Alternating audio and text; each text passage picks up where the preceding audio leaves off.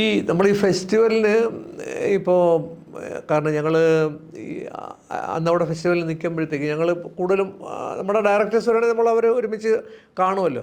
അപ്പോൾ ഈ പ്രസ്സിൻ്റെ ആളുകൾ പലരും വന്ന് എൻ്റെ അടുത്ത് ചോദിക്കും, ഷാജിയെ കണ്ടോ, ഷാജി എവിടെയാണ്, ഷാജി എവിടെയാണ്.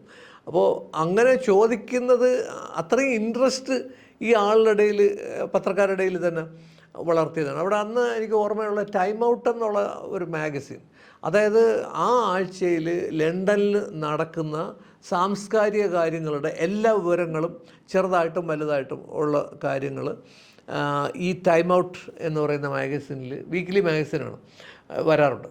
അത് സിറ്റി ലിമിറ്റ്സ് എന്ന് പറഞ്ഞ് വേറൊരു സംഗതി ഉണ്ടായിരുന്നു അത് മാഗസിൻ. പക്ഷേ അതിനെയൊക്കെ മറികടന്ന് ടൈം ഔട്ട് വളരെ മുന്നിൽ വന്ന് വളരെ സ്റ്റാൻഡേർഡുള്ള രീതിക്കാണ്. ആ മാഗസിനിൽ ആദ്യത്തെ ഇൻഡെക്സ് പേജിൽ ഏകദേശം ഒരു 1/3 സ്പേസിൽ ഇൻഡെക്സ് പേജിൽ ഇത് പിറവിയെക്കുറിച്ച് ഉണ്ടായിരുന്നു. അതൊരു വലിയ ഒരു നേട്ടമായിരുന്നു.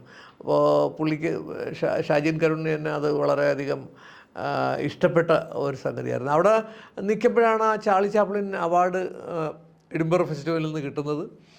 അപ്പോൾ അങ്ങനെയുള്ള ഒരു ശരിക്കും ഓഡിയൻസിന്, കാരണം ആൾക്ക് ആ അച്ഛനും മോനും തമ്മിലുള്ള ബന്ധം, അച്ഛൻ്റെ ഒരു നിലയ്ക്കാത്ത യാത്ര, മകനെ തേടിയുള്ള യാത്ര, പിന്നെ മറുസൈഡിൽ ഭരണാധികാരത്തിൻ്റെ ആ ഒരു ചെയ്തികളെക്കുറിച്ചുള്ള ആ ചിന്തകൾ വരുന്നത്, അങ്ങനെ അതൊക്കെ ശക്തമായിട്ട് വളരെ ഡയറക്റ്റായിട്ട് അല്ലെങ്കിലും ഒക്കെ വരുന്ന ഒരു പടമാണ്.